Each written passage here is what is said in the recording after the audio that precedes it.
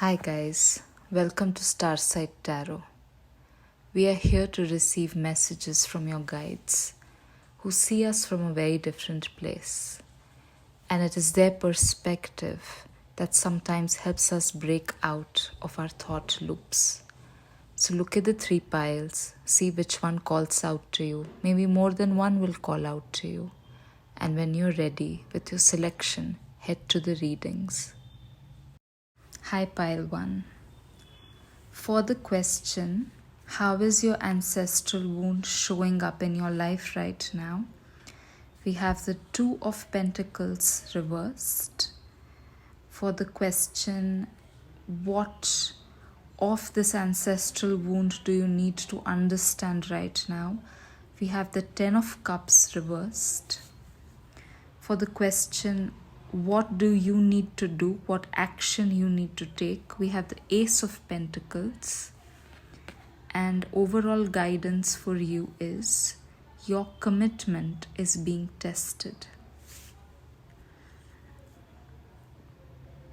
I'm tuning into the energy of someone who is often and regularly uncertain about the quality of their close relationships.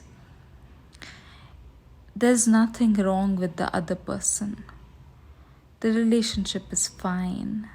But that's it, it's fine.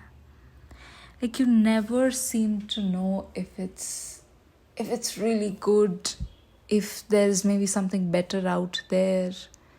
That could be something that really tortures you, that question of, is there something better out there?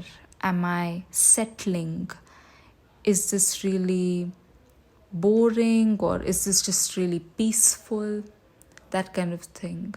A lot of relationship advice that we get online, and it's repeated like a cliches. Don't settle, go follow your joy, etc. But I'm tuning into the energy of someone who cannot say if they're happy or not. There's a deep sense of disconnect, or having to think a lot about this question rather than being able to access your feelings. Am I happy? Yes or no? It's like you ask yourself that question, am I happy? And then you rattle off a list of happiness inducing conditions. It's good, it's stable, or it's long distance, I like that, or we're living together, I like that, or we've built a lot together in a short time, I like that. But these are reasons, these are rationalizations. This is not you saying, I'm just really happy, I'm content. It's also possible that things are okay, and then suddenly something will happen and you'll go down this rabbit hole again of, is this really for me? Should I really stay here? This could be really hard on the people that you're in relationships with, because they might be able to pick up on your doubts. They might be able to pick up on the fact that you're not fully certain that this is the right thing for you. And so you could have gotten into a habit of being very careful about not expressing these doubts to the people you're with and keeping them inside of you. Which is why when you are triggered, when this doubt is triggered by some event or some thought, you could spiral into a lot of anxiety and imbalance and feel like there's no one you can share this with, because you don't want to upset the people you're with. So I'm getting this strong energy that the people you're with, I mean, this is a collective reading, this is for a lot of people, but if this is your pile, then this bit is going to resonate with you strongly. If it doesn't, it means it's not your pile. So I'm getting a strong energy here of people who are in good relationships. You're with, like, the people in your life are good, they are generous, they're open, they're honest, they're kind, they are attentive to your needs. No one is perfect. They must also have their flaws, but they take responsibility for the ways in which they are able to show up for your relationship or not. If they learn that they've gotten something wrong, or if they learn that anything you needed they were not able to give, they're very open about accepting their mistakes and learning from them. These are really amazing, golden hearted people, and I'm able to understand a little bit more why it could be so hard for you to come to a conclusion in your mind about whether this is the right thing for you or not, because these kinds of people are absolutely rare. And I get it that you don't want to jeopardize that. And these people that you're with, they're so wonderful that it's very natural to think that I am sabotaging myself by thinking that this is not the right relationship for me. Because how can it not be right for me with this kind of a person? But the truth is that you go back and forth a lot, and this could have led you down shadowy situations where you could have gotten emotionally involved with someone else. You could have considered having an affair. Again, I'm reading for a range of you, so someone here might have actually ended up cheating on their people, on their partner.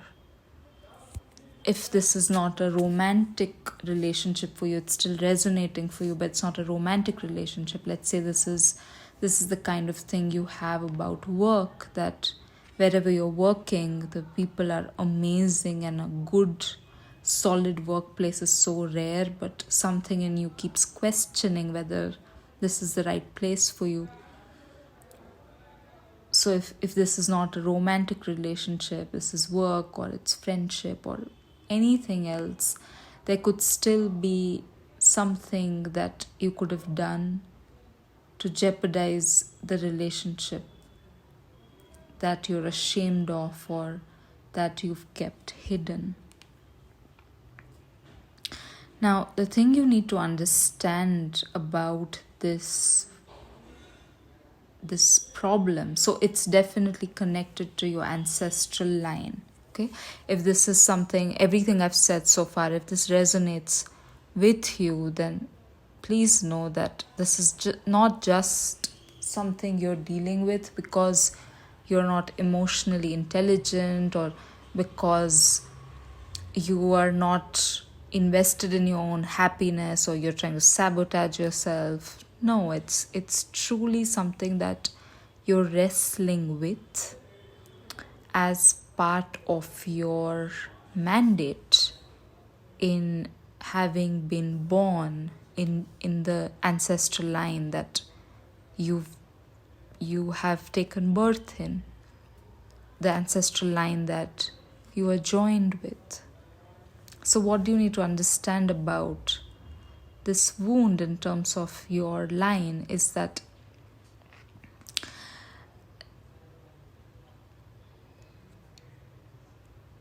repeatedly through your line there could have been a feeling of a aspiring to a certain kind of happiness.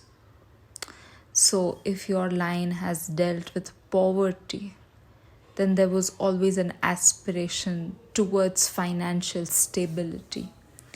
And whatever culture that your line belonged to, each culture, all different cultural formations have a particular image of financial stability, right?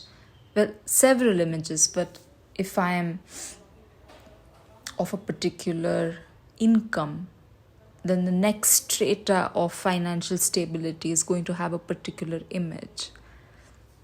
So if I belong to the middle class, then I want to be upper middle class, which means maybe right now in the context that I am an upper middle class, image of financial stability would be to have a home of your own, would be probably to have a car, things like that.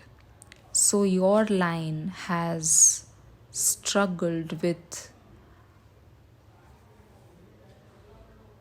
an image of what happiness would look like.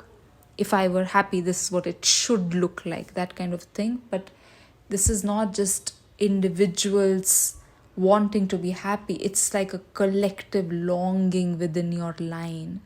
So this could have been passed on generation to generation, especially if your line has dealt with poverty in any significant sense. This could also be cultural exclusion.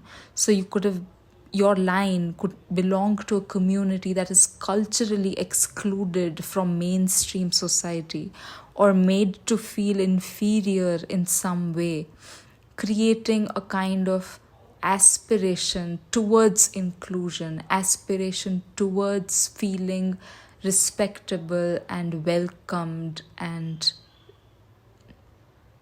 seen for who they are. So here's the thing to understand about your ancestral wound. It's not a superficial question of, oh, I want to look rich. It's not a shallow thing of, oh, I want to look like I'm doing really well. It's a soul longing. It's a very deep set longing for security, for acceptance, for the space to grow. There is something in your ancestral line where opportunities for growth have been systematically denied. Okay, so there is a wrestling with these conditions by yearning for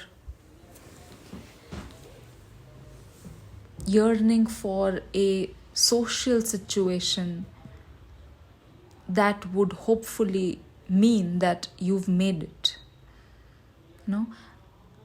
If I'm thinking about my future, this is just an example, and let's say that I'm visualizing my future as in 5 years I'm going to have a home of my own.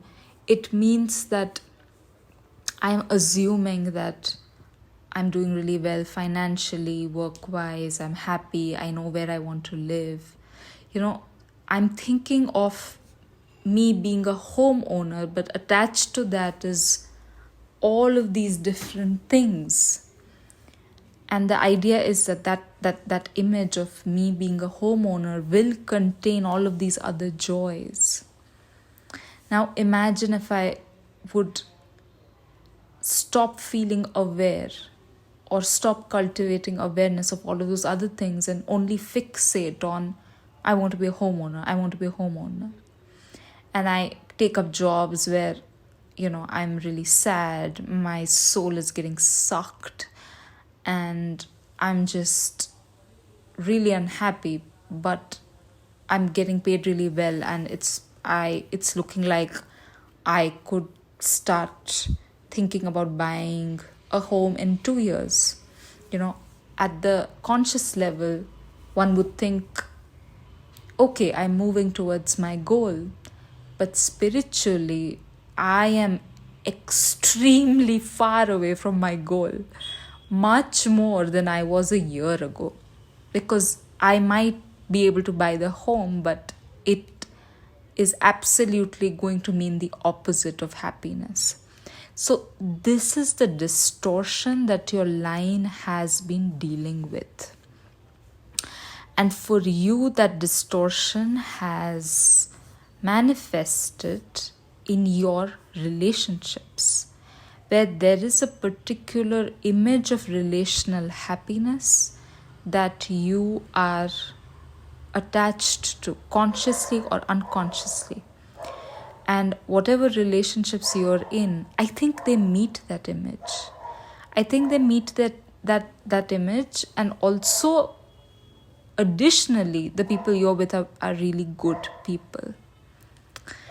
And so I think you're struggling with the fact that the conditions have been met, but happiness hasn't come about. Like, I could have bought that house in 2 years, and then I'm in that house, and then I'm thinking, why is it that I want to weep instead of celebrate? It's that kind of a thing for you. But then imagine if the house I actually end up buying is gorgeous and stunning and within my price range, and I have the best neighbors. The distortion then would get even more intense, because here I am, this is the perfect house, this is all I wanted, and I have it, but why am I still crying? So it's that kind of thing for you. Good relationship, good person, but your heart is not in it. Now, it's going to be different for different people here. So for some of you, your heart is not in it because of this distortion. If you let this relationship grow organically, create its own images of happiness, it's possible that you'll find everything you need. And for some of you, you're not in love with this person, if it's a romantic relationship or if it's a workplace. This is not your soul's calling. So you're going to have to decide, this stuff I'm not going to be able to channel in a general reading, whether you need to stay or you need to leave. But if so far, I'm sorry about the dogs. Right, so I was saying that because this is a general reading, I'm not going to be able to say if you should stay or leave. That is something you'll have to figure out as you go. But if so far this message is resonating with you, then at least what you can take away from this reading is that the problem here is the image of relational happiness that you have. You need to figure out what that image is, and you need to sever the connection of your present relationship with that image. Let this relationship organically create its own image of goodness, of happiness, of well-being. And then it'll be easier for you to decide if it's good but still you don't want it, which is perfectly valid. And it's good and you're growing into it, which is great too.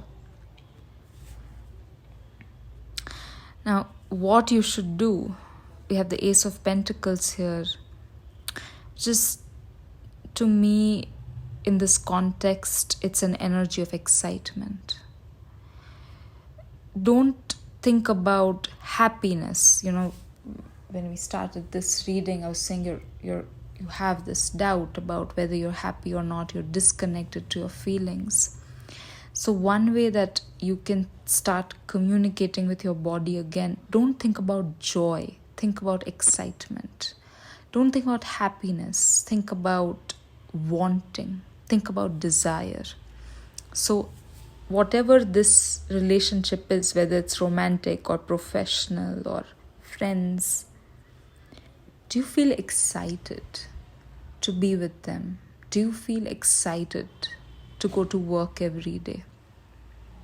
That's going to tell you very quickly whether you're settling, whether you are convincing yourself to stay in something you don't want to stay in.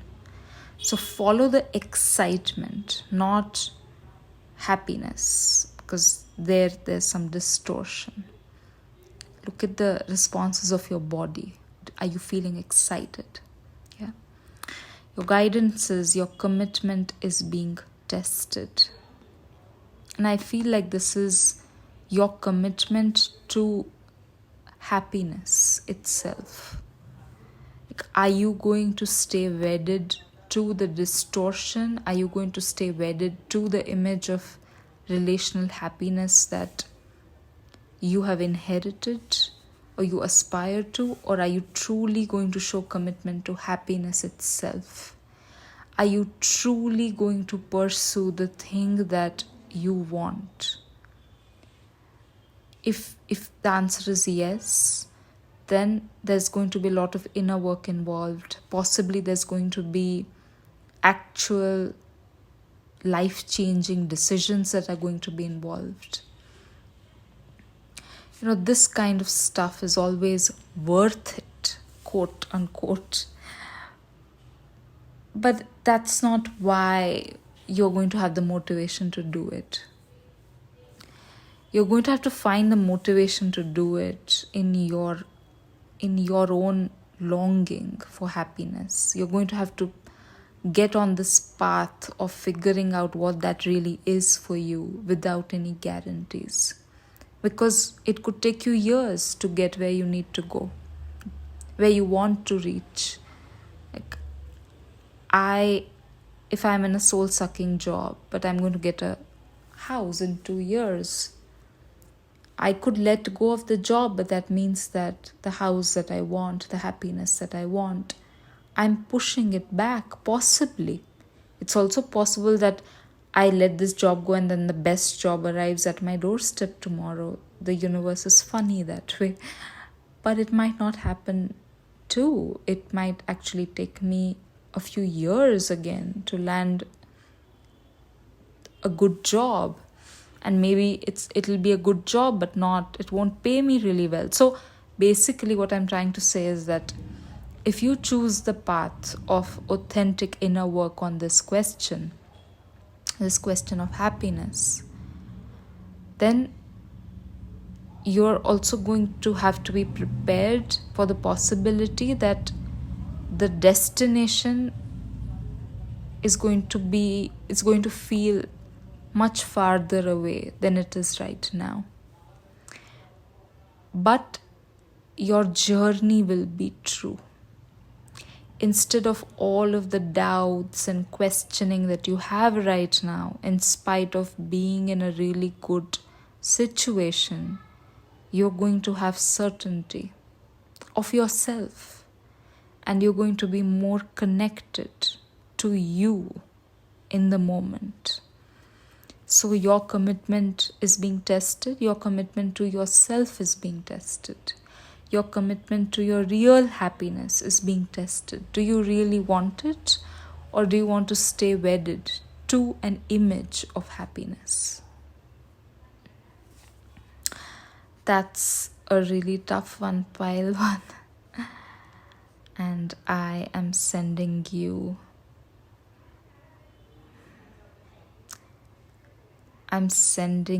the strength to truly, truly explore these questions for yourself. Go where you need to go. All right, pile 1. Take care.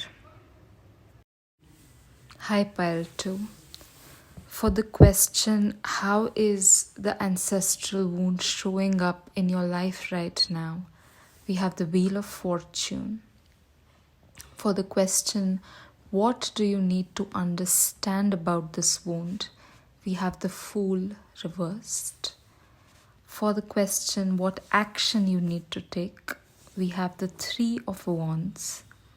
And your overall guidance is the answers you need are coming.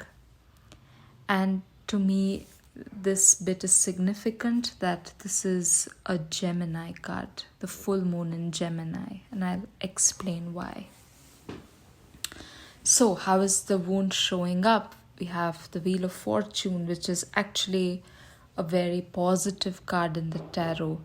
It's a card that is ruled by Jupiter, and the blessings of Jupiter are very expansive.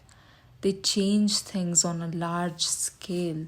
These are also blessings that help you make sense of your life in a very in a coherent way. Suddenly all the ups and downs appear to be part of one great grand narrative, and that can be very very satisfying, because it's not just that you went through failure and you went through hardships just like that. It can feel like all of that has culminated into a reward that is beyond your imagination.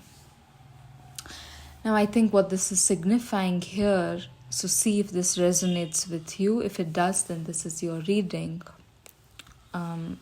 If it doesn't, then it's not. Now, the way this wound is showing up in your life is that you're looking for this grand narrative. You're looking for this grand image of success or blessing or meaning. All of them maybe. And it's not you just hankering after success, or it's not just you blindly desperately wanting it. There is a spiritual capacity here that is within you, that wants simply to see evidence of a higher order of reality. You want to see that everything makes sense. There's a deep hunger within you for that kind of proof, for that kind of support spiritually for whatever it is that you've been through.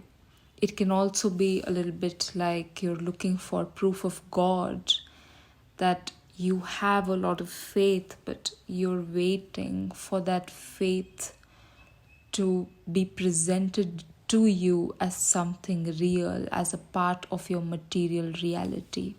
Which is not to say at all that the faith is incomplete or that it's not real faith. No such thing. It's just that there's a deep longing for meaning and what I would call God, what I would call evidence of a higher order of reality.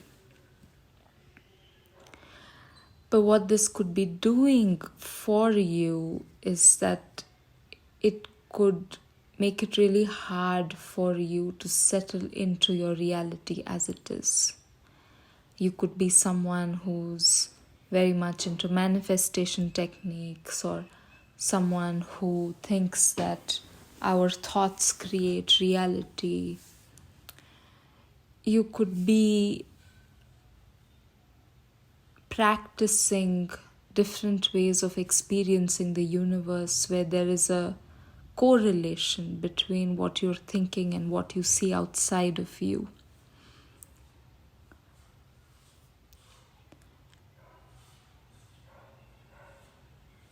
There could be something within you that's always very restless to get to the next stage, that is seeking adventure in a very, very big way. So I know someone, for example, who's landed in a very high paying job. It's high stakes, it's high paying, and they've waited for years for this kind of opportunity.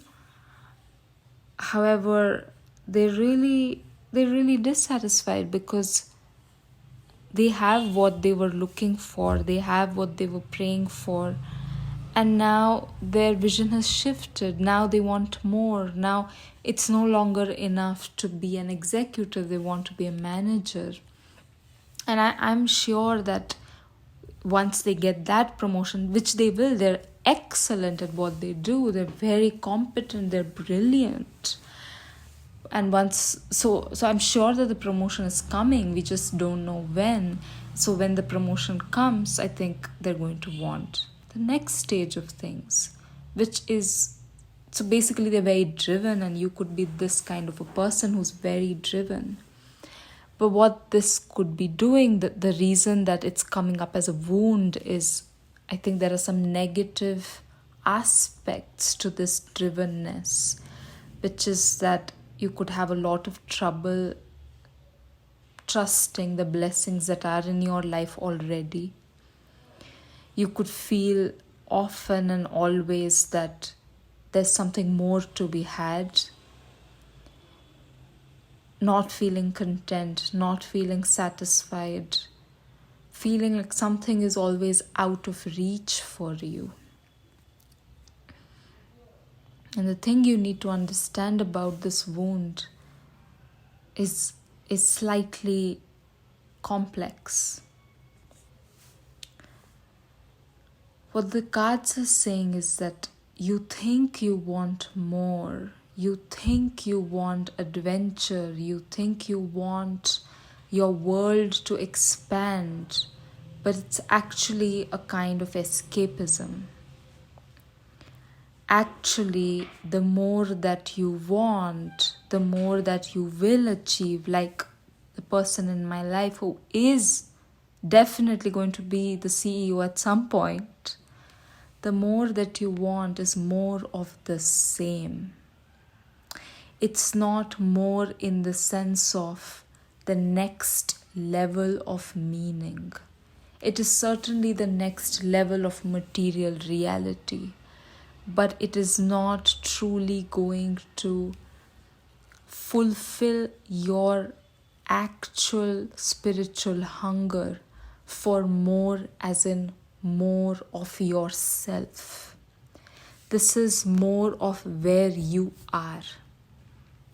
Whatever you're seeking is more of where you are. It's not growth in the real sense.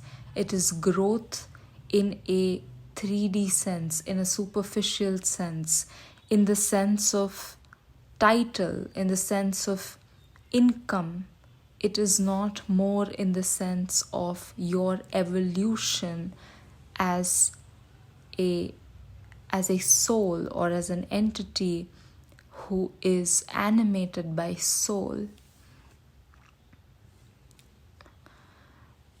This message, as you're hearing it, if it feels like that's not true, if it feels like, if you feel either resistant to this message or it just doesn't feel like it's applying to you, I would urge you to stay with it for a few days and see where it lands. Of course, if it's not for you, it's not for you. But because whatever I'm describing seems to be so deep-seated for you, it may take you some time to find truth in it or to find yourself in it in some way. It could take some time for you to be able to use this reading to understand yourself from a different place. Now, how this could be an ancestral wound. There could be a lot of stagnation in your line. Feeling like your ancestors feeling in some or the other way that they haven't been able to break out of their circumstances. I'm also seeing something really specific, so see if this is for you. Maybe it's just for a few of you.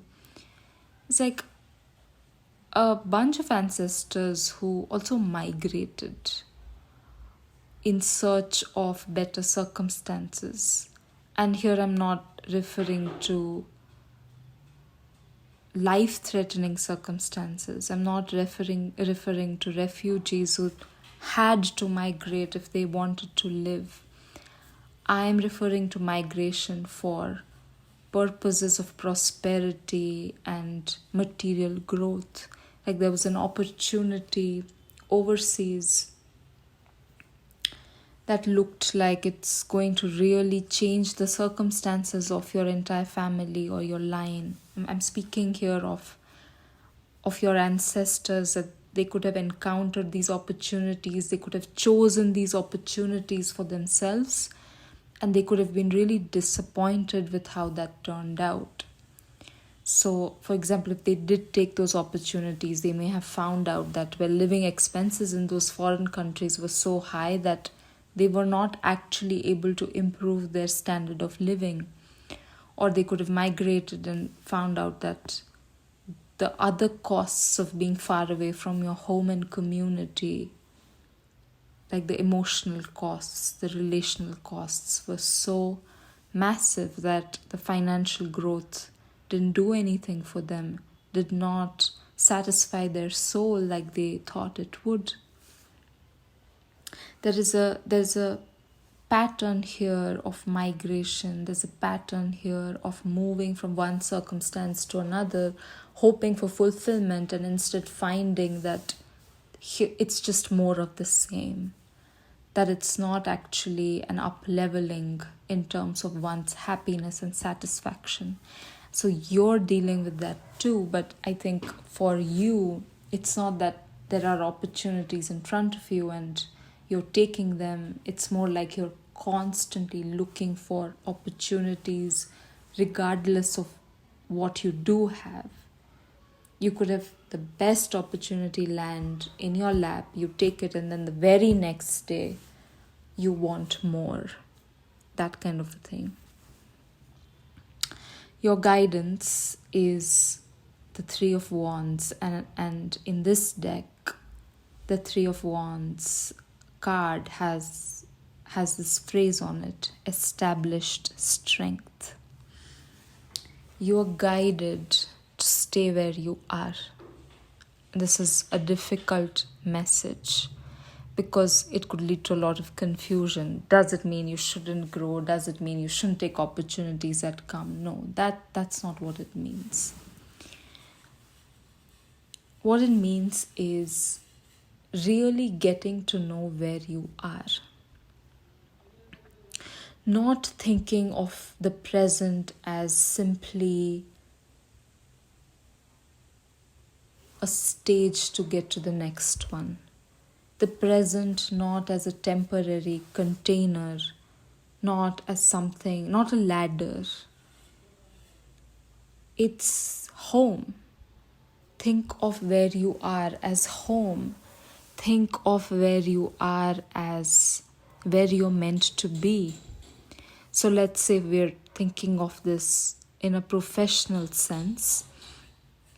Yeah, maybe you want a promotion, you want to progress, you want to do better work, you want to do more high level work. All of that's pretty natural. But can you, as a thought experiment, try and think, this is what I'm going to do. Wherever I am, I'm going to be in this position for the next 3 years. Can you, as a thought experiment, live with that state for a few days and see how it changes you? If you're not constantly attaching the dream of up-leveling to where you are, maybe where you are is going to start looking very different to you. It is going to start feeling much more fulfilling to you. It's not going to feel like there's more to be had. You're going to feel much more settled where you are. And from that place, aspiring for more is going to feel very different. You can't even imagine it right now. So don't try to do this at a mental level. Your guidance is to experience your present in a different way. It's not just about thinking in a different way. It's about experiencing it in a different way. And so the way to do it is to really tell yourself that this is where I'm going to be for the next 3 years, and see what that unlocks within you. In the beginning, you might feel a little bit frustrated, you might feel a little bit deflated, even a little bit disappointed, like, is there all there is to my work and to my future and to my growth. But slowly that deflation is going to expand into something else. It's going to expand into a feeling of establishedness, a feeling of, look at how far I've come. There's going to be a genuine moment of peace and fulfillment in where you are. From that place, actually, you'll be able to judge in a much better way if truly you need like a more high stakes environment. Do you really need up leveling right now, or do you need to rest where you are? Do you need to fully occupy the place you are in your life and feel into it and relax into it? Like your goals might change radically as you learn to fully inhabit your present. Now, the overall guidance that we have here with the full moon in Gemini, Gemini is the opposite sign of Sagittarius. Sagittarius is ruled by Jupiter. Jupiter is also what rules the Wheel of Fortune here. So you are in a very, very Sagittarian energy, which is moving forward and evolving and wanting to touch the higher level of things, adventure, travel, philosophy, whereas your guidance is to dip into the opposite side of the zodiac, which is Gemini, which is an immersion in the local. Not long travel, but short, transformative wandering wherever you are. So not taking an international trip, but truly exploring your own neighborhood. Finding corners in your home that you never knew existed. Gemini is very much about where we are, not where we are going. The Gemini medicine is about deepening the world around us, about exploring the environment we are in, and finding that the whole world is here. It's not somewhere else. You don't have to take a flight to be in an alien land. Alienness is here all around us, within us, because there are so many parts of what we consider home that we are not fully acquainted with, that we don't yet understand, that we don't yet see the beauty of. So your guidance is really to anchor yourself where you are, because you're going to be surprised at the kind of fun, fulfillment, and meaning you're going to find that's already there in your life. The things that you think you're going to get after so and so is achieved, it's already there. And your guidance is to really tap into that awareness. And the message here on this card is the answers you need are coming. And so it might take a while for you to learn to do this. It may not happen overnight.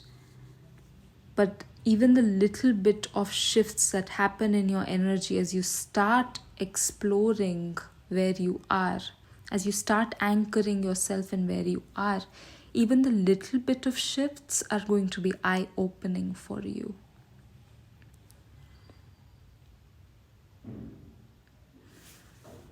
I love this this message. I love what the cards are saying about this longing for more that all of us have in some or the other way, but you have it in an acute way. So I hope that this reading is useful for you in being able to both understand yourself and also change something within. All right, pile 2. This is where I leave you. Hi, Pile 3. For the question how an ancestral wound shows up in your life, we have the Three of Cups in reverse. For the question, what do you need to understand about this wound, we have the Moon reversed. For the question, what action you need to take, we have the Knight of Cups. And overall guidance for you is a time to give rather than take. And it's significant to me. I'll explain how. This card is associated with the new moon in Virgo. Okay, this card from the Moon Oracle. So the ancestral wound that's showing up in your life is around relationships, but I want to say specifically friendships. So listen to the first few minutes of this reading. If you feel like this is not about your friendships but about some other relational realm, this reading will still apply to you. But if you feel like this is not your experience at all, then this may not be your pile. So what I'm seeing here is someone who has had a lot of trouble in maintaining friendships, specifically relationships in a group setting. So you could have become part of a group where everyone is friends and then slowly realize that you are being excluded or you're not being called when others are being called. There is a systematicness to this exclusion in the sense that people could have decided beforehand, we don't want to call this person, they didn't want to call you. This could have happened several times with one group, then another, which is really a terrible, terrible feeling. So I am sorry, Pile 3, if this has been your experience where you've been shut out by a group of friends, or it has happened several times to you, if colleagues have done this to you. There's a sense that this is about peers of some kind, and I think it's friends but could be collegial too. This could also be about you having thought that your colleagues are your friends, and then they would have done something that could have made you realize that they don't consider you a friend. They consider you, quote unquote, just a work acquaintance, that kind of a thing. There's a feeling here that you have invested a lot of hope and feelings into these friendships, these relationships, and you not only have you not received that love back, it's been a kind of minus, it's been a kind of loss, like not just a lack of exchange, but you've been left feeling betrayed and walked all over and just rejected, very awfully rejected. It's a horrible feeling. So the first thing for you to know is that there is an ancestral link to your experiences, and even though the experience is about your aloneness and your loneliness, you are energetically not alone in this. That there is a whole line of ancestral experiences that corresponds to this feeling of being excluded by peers of some kind. Now, what you need to understand about this ancestral wound,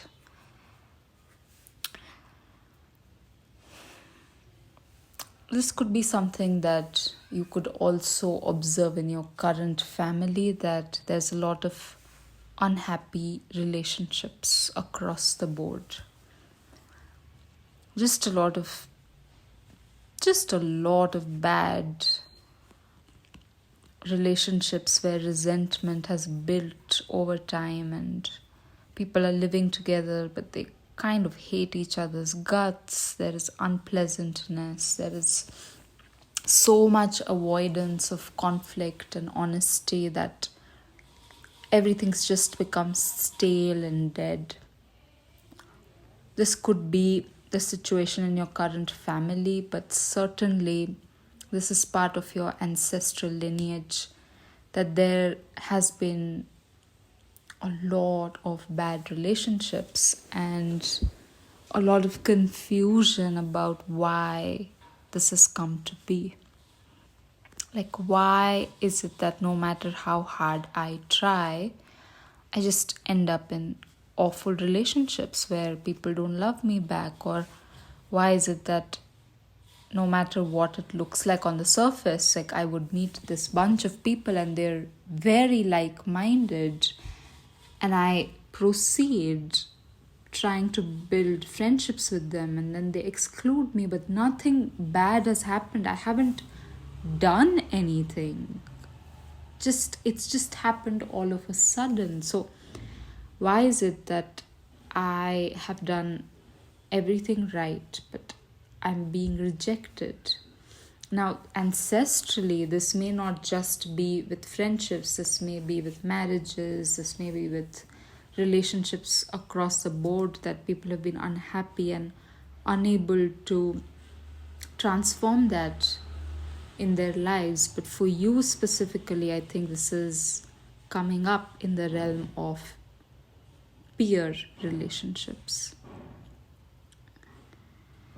What you need to understand is that it's not that you're doing anything wrong in terms of how you present yourself or what you say to others, or it's not that you're too needy, or it's not that you're asking for anything that is excessive, or you're asking for anything that is out of the ordinary, or that you're not even different in the sense of other people not being able to understand you or read you. This is a deeper problem. It's not a behavioral problem. This is an attraction problem. Now, listen, pile 3. There is a sense in which the groups of people that you are feeling attracted to, you actually don't respect them.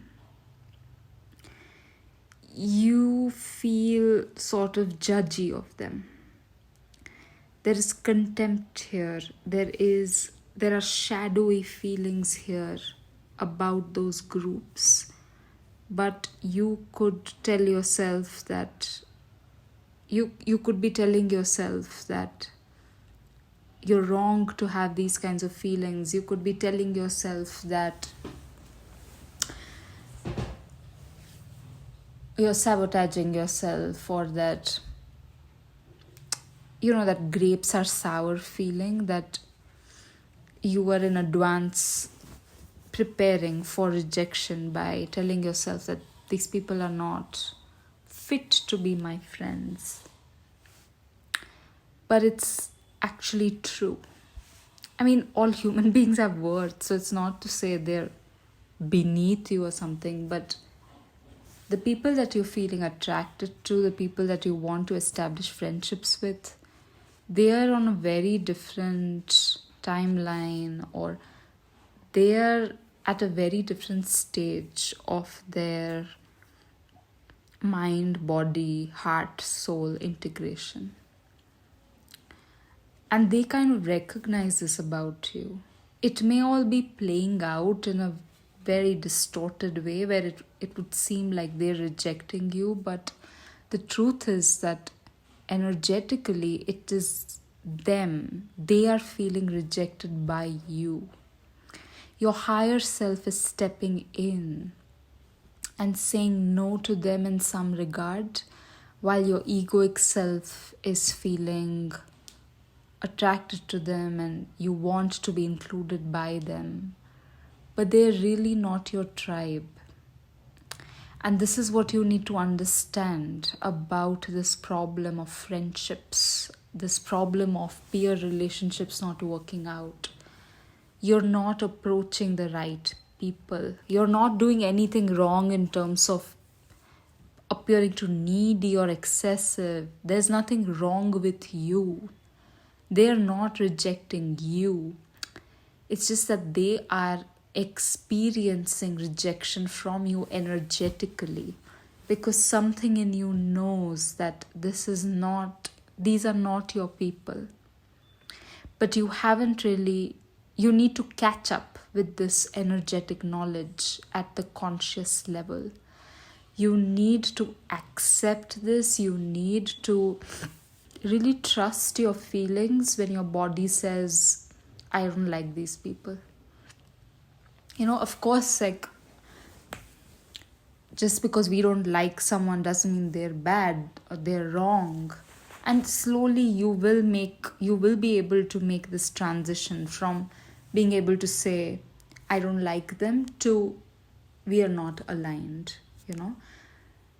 Discernment is not judgment, but you do need discernment. You do need to understand that who you are. This is fundamentally a problem of not understanding who you are. And so you end up approaching people who are absolutely not aligned to who you are. Now, your guidance, what you need to do is, we have the Knight of Cups. What you're being asked to do is identify people in your environment, or it could also be something like causes, some cause that you strongly resonate with. It could also be celebrity figures, energies in your environment that you truly love. Okay, not energies or not groups where you want to be included, where you feel like you're fantasizing about belonging to those groups. This is not about belonging. Your guidance is about identifying energies that you respect, that you feel loyal to, energies that you feel like you could be, like you have allegiance to, like you have a natural allegiance to certain people and places and causes because of the kind of values that they represent. You're guided to move towards people and places and energies where there is a resonance of values. It's not just about like-mindedness. It's not about this looks fun. You're asked to think about what is it that you love? What is it that you respect? And then you're being guided to give to those energies, to be in a state of service to them. This is not about them including you. This is not about them saying you're part of us. This is about you finding it in yourself to give something to these energies out of love and respect and out of a place of service. Because this is what this is going to do, is it's going to unlock remembrance of who you are. It's going to unlock an awareness of what kind of a person you are. Giving to the people and places and energies that you respect and love, giving is going to put you in touch with your vastness and your generosity as a heart-centered soul. The people that you're feeling attracted to, the peers that you want to be included by, are not heart-centered. It doesn't mean they're bad people. It's just that heart-centered values, which is love and patience and faith and endurance, these are not the values that they live by. These are the values that you live by. So identify those kinds of energies in your environment. And until now, what could have happened is that you could have been clear about who those energies were, but there might not have been an avenue for you to belong to them. For example, you could have been following a celebrity, online, who's doing a lot of good work, and you really, really respect them. You've seen them in a lot of different contexts, and you think they're real. They're just awesome. Could be a politician, could be a social worker, could be an international figure, could be an activist. But there was no way for you to belong to them. There was no way for you to be included in their circle. And so you could have never considered giving to them what you want to give to your friends.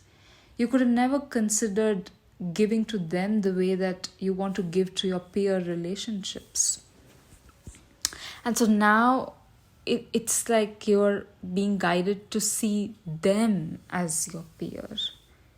In a spiritual sense, they are where you are. This is what you need to understand about yourself. You have been identifying the wrong people as your peers. They may be peers at the level of age and context, like you're all working together somewhere, but they're not your spiritual peers. And the way for you to identify who the spiritual peers are, you're going to have to really hone in on your sense of who you love and respect and resonate with at the level of values. And when you start giving to them without any expectation of being included, without any expectation that they will become your friend, your sense of self is going to change so much that you're not going to need the peer relationships that you thought you needed. And there's going to be a lot of new space that gets created within your heart and in your world, where actually aligned people can come in, where actually people who can understand you, who you can understand and truly support, can come in. This is something that your ancestral line, the people in your ancestral line are figuring out. That with relationships, it's not about being with equals. You can totally be with someone who's done a lot more work than you have. But you have to be with people who are aligned with you at the spiritual level. At the level of your commitment to growth, you have to be an equal.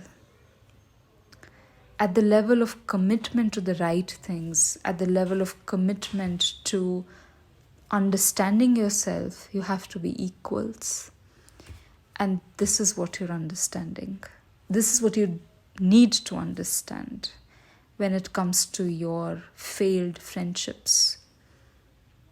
I'm not going to say they did you a favor, because I can see that this could have been very, very painful. This could have felt publicly humiliating. This could have been something that, it's really hard for you to go back to, even at the level of memory. So I'm not going to say they did you a favor, but I am going to say that there's a lot here that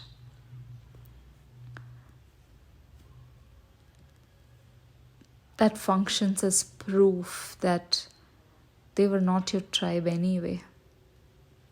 They couldn't have been your friends, my dear. You need very different kind of friends. And for that to happen, you first need to recognize who you are. So see yourself in these, high-level figures or high-level energies in your environment that you never considered your peers. Start seeing them. Start giving to them. And something very important is going to change within you. Sending you my best, pile 3.